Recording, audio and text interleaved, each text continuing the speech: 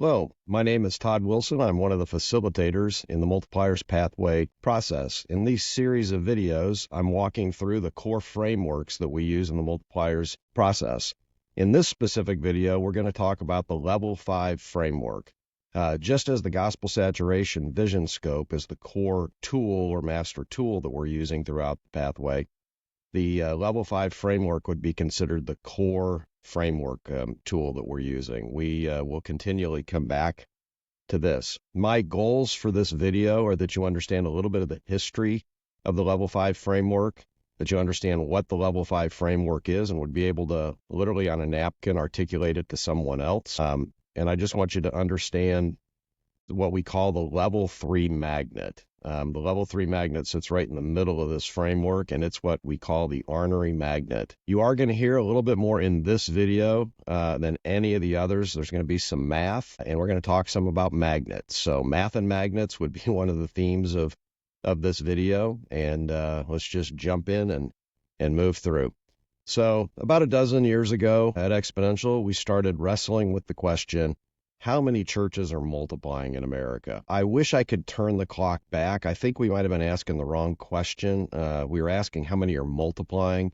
We probably should have been asking how many are reproducing. The approach that we took was simply, if you look at basic math, some churches are subtracting, some are adding, some are multiplying. We spent about 6 months just looking for churches that were multiplying. As I mentioned in an earlier video, 6 months of looking, and our team was having a hard time finding even a couple of churches that were multiplying. As we unpacked a little bit more, it became clear that when you look in nature, when you look at just pure math, anything you see, you rarely go directly from subtraction or addition to addition or from addition to subtraction. If something is on a declining trend and then it turns around and starts adding, it goes through what you would call plateau. Same thing, if something's adding, your church is growing, and then at some point it's declining, it's rare that it's an abrupt change. It transitions between subtracting and adding through what we would call plateau. What most of us don't understand is the same thing happens between addition and multiplication. Rarely do we just go from adding to multiplying. There's this kind of what we'd call overlap zone that's called reproducing.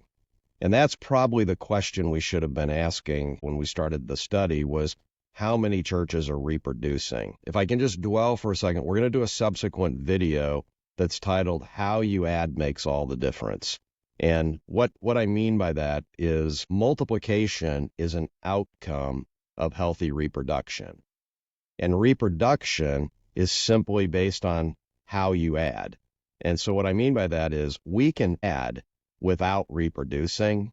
So you literally can grow your church without ever reproducing, but it's physically impossible to reproduce without adding. And so how you add makes all the difference. We want to add in a way that is capable of reproducing. And then multiplication is simply multiple generations of reproduction into the future, broad and wide. And so if we've got a problem where we're not seeing churches multiply, our real root problem is that we don't have churches reproducing. And the reason we don't have churches reproducing is how you add makes all the difference. If you aren't adding the right way, you're not reproducing. So here's what the picture really looks like. It's 3 overlapping circles. If you start all the way on the left, there's subtraction. You've got that overlap zone between subtraction and addition. That's what you'd call plateau. Then you've got addition. The next overlap area would be reproduction. And then you've got multiplication. That creates 5 different areas, you would say, which are the basis of the Level 5 framework. Let me just go again to basic math. You've got 5 different math curves here. You're starting on the left, up and to the right. That's what we want all of our churches to be doing. When you see a graph with something going from lower left to upper right, that's addition. Plateau, flat line, the second curve over. Subtraction, when something's going down and to the right. Reproduction is an up and to the right, and then there's somewhat of a step change to it. Just think when you reproduce children, you go from a family of 3 to a family of 4. The slope of the curve increases when you reproduce. Multiply is the series of those increases that gives you an even greater sustaining curve up and to the right. Now, here's what's interesting. Look especially at the left 3 graphs, the addition, the plateau, and the subtraction. And just look at the shape if you were to combine those 3 graphs together. We talked in a previous session that if we could put all 3 of those in one graph, we would have the bell curve of life. Everything has a season, as Ecclesiastes told us. There's a season of birth, a season of death, a season of rise, a season of fall. The bell curve of life are the 3 most basic functions of math. And you'll recall that about 30% of churches are adding, about 35 plateaued, and about 35 subtracting. So 100% of churches at any given time throughout church history are somewhere in the bell curve of life, independent of whether they're reproducing or multiplying. 100% of churches adding, plateauing, subtracting. And I don't think it's a surprise that about a third that are adding, a third that are plateauing, and a third that are subtracting. The key is that not all churches will reproduce or multiply, and right now we see about 7% of churches reproducing and no churches multiplying in the U.S. church. If we pull those 5 into 3 circles that are overlapping, we call the left circle subtraction level 1, plateau level 2, addition level 3, reproduction level 4, and multiplication level 5. So throughout Multipliers Pathway, we'll talk about level 3 churches, level 4 churches, level 5 churches. We're not going to spend a lot of time on level 1 and 2, and I want to be real clear. You can be a level 4 and 5 characteristic church even if you're a level 1 and 2 at your core. So a subtracting church can actually reproduce and multiply. A plateaued church can reproduce and multiply. The studies that we've done on this show that churches that are reproducing come from all 3 of the core: subtraction, plateau, and additions. Every church at their core is at level 1, 2, or 3. So your church is a level 1, 2, or 3 church. You're either subtracting, plateauing, or adding. But at the same time, you may have characteristics of reproduction that put you at level 4. So you could be a level 2 plateaued church who is reproducing at level 4. And when that happens, you would be considered a level 4 church, even though you're plateaued. Same thing, you could be a level 3 church that's adding, but you're never reproducing, so you're a level 3 church. In other words, a level 2 church that is reproducing would score higher on this framework. They would be a level 4 church. If they're level 2 and they're reproducing, they're a level 4 church, even though a level 3 church who might be bigger and growing faster is stuck at level 3. I want to be real clear. This is not a linear progression. You don't move from subtraction to plateau to addition. You might be a subtracting church, and you embrace a culture of reproduction, and you begin reproducing. So you could be level 1 and reproducing. The way we most simply illustrate as an icon the level 5 framework, when you see these 3 overlapping circles with 1, 2, 3, 4, 5, that's the most basic icon for what we mean by the level 5 framework. I want to now introduce the idea of magnets, and don't be overwhelmed by everything on the chart, but what I've done here is taken the level 1, 2, 3, 4, and 5, which is where we all live, somewhere in 1, 2, 3, 4, and 5. When you think about a magnet has a strong pull in a direction. It pulls things toward it. There is this thing we've talked about that's the reality that all people are going to die physically, churches are going to die physically. Because of the consequence of sin in the world, there is this death magnet. It is always in play, wanting to pull us toward death. On the other end of the spectrum, the way Jesus has intended the church to function, there's also a movement magnet. If we were fully cooperating with God in all respects, we're doing what he wants us to do, we're leading the churches we want the way he wants us to, the natural impulse is that we are drawn toward a movemental definition of success that would naturally pull us there. And where we would live, if we're just fully cooperating with God, we're going to have this movemental pull in one direction, but we're still realistically, because of sin in the world, going to have this death pull. That's why individual movements around the world don't sustain themselves forever. You see a movement rise and sustain and fall.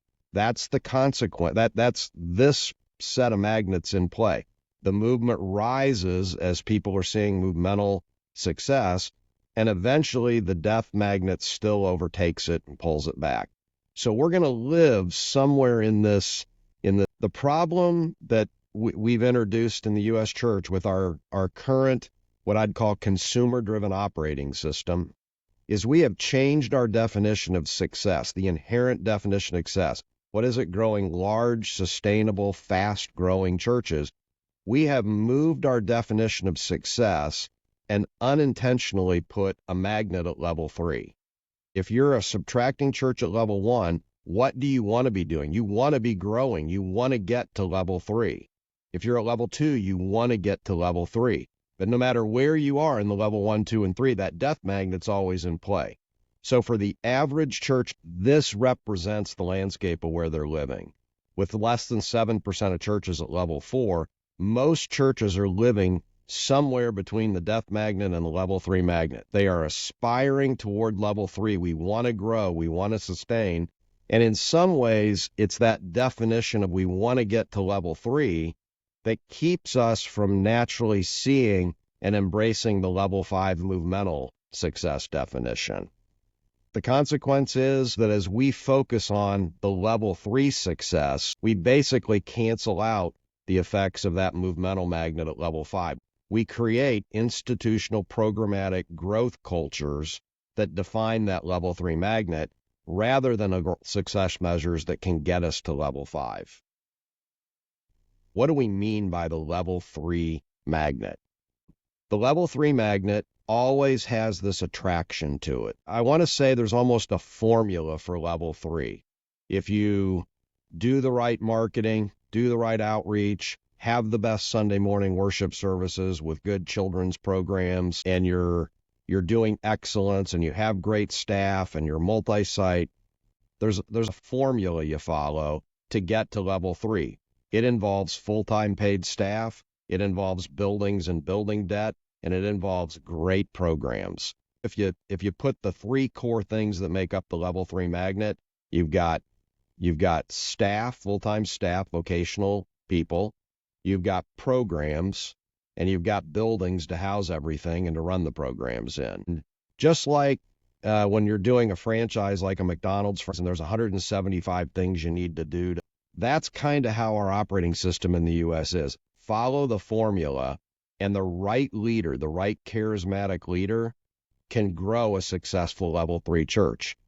The sad part of it is you don't even have to be a Christian to grow this level 3 church that way.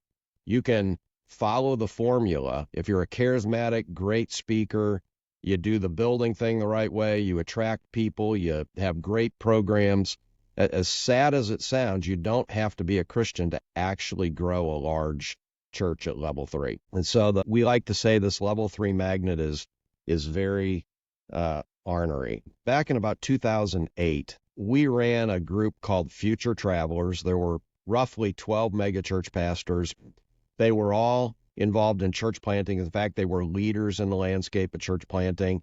They had grown large, successful churches. They were kind of on top of their game. And we convened those leaders for a retreat, and we just simply asked the question as the opening, what's the single biggest burden you're facing right now? In your family, your marriage, your church, your community, your kids, what's your biggest burden? And one by one around the entire circle, the burden went something like this. Oh, God has blessed my ministry. We planted, we've grown at large, we've done multi-site, we're doing church planting. There's a whole lot of doing in there. We're doing great things and seeing great results, but there's just not enough time left in my life to keep, this focus on where's the next one. I want to be involved in how do we release 400 people to take our city.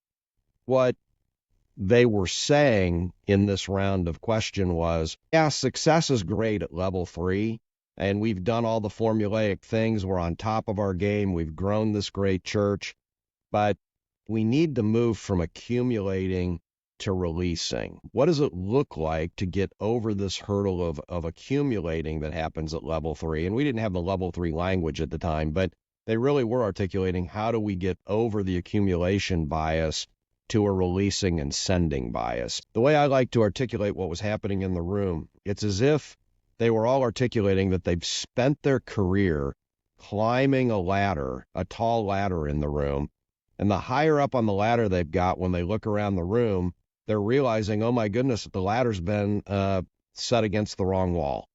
That led us just this understanding that there is this level 3 success magnet. And let's be really clear, there's going to be a lot of people in eternity because of that level 3 magnet. I'm not here to completely trash it. I'm not sure I'd be a Christian without that level 3 magnet. But everything has an unintended consequence when we're not doing it Jesus' way. And our co-opting of that level 5 movement magnet to embrace a different scorecard with a magnet at level 3 that draws us to level 3, here's the unintended consequence. Every magnet actually pulls in all directions. So we drew it originally as of the pull to level 3, but there's a consequence. When you put your definition of success and build that magnet at level 3, it actually pulls you back from level 4 and 5. And here's what I mean. We went around the room, this group of 12 megachurch pastors, they were pastors with resources and buildings and staff. If anybody's going to solve this problem, they had the leadership capacity and the talent and the money and the resources to do it. So our second question was, what's holding you back? Again, we didn't have the language of level 4 and 5 at the time. This is what helped shape this. But we were basically asking, what's holding you back from level 4 and 5? And one by one, here's how the answers went. We have an $11.2 million building debt. And what happens if we start sending our top people? We're going to have a hard time paying the building. It was answers like, it takes 900 children's workers every week to run our children's ministry. How in the world can we get our staff to be encouraging people to mobilize and serve outside the walls of the church when we can't fill all the spots inside the church?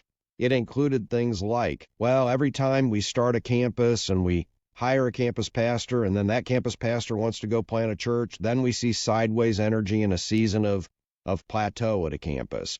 And one by one, as they went through all of these reasons of what was holding them back from level 4 and 5, here's the irony of it. Every one of the things they were mentioning were the strengths of what pulled them to level 3. Their great children's ministry, their great buildings, their great staff. So the very things on the left side of the level 3 magnet, the very formulaic things you do to build a large growing church, become your worst enemy in holding you back from level 4 and 5. And that's why we got to keep coming back to the culture part here. If we build cultures that are based on a level 3 magnet that is a consumer-driven operating system with programmatic institutional growth at its core, our only way to get to level 4 and 5 is going to be through the same thing that got us to level 3, which is a programmatic approach to level 4 and 5. I appreciate you bearing with all the magnet conversation and the math conversation. This is a very important framework, and I hope you've gotten an understanding of the history of the level 5 framework. We're going to talk a lot about moving beyond level 3 to healthy level 4 that can produce the level 5 outcomes. I'll see you in the next video.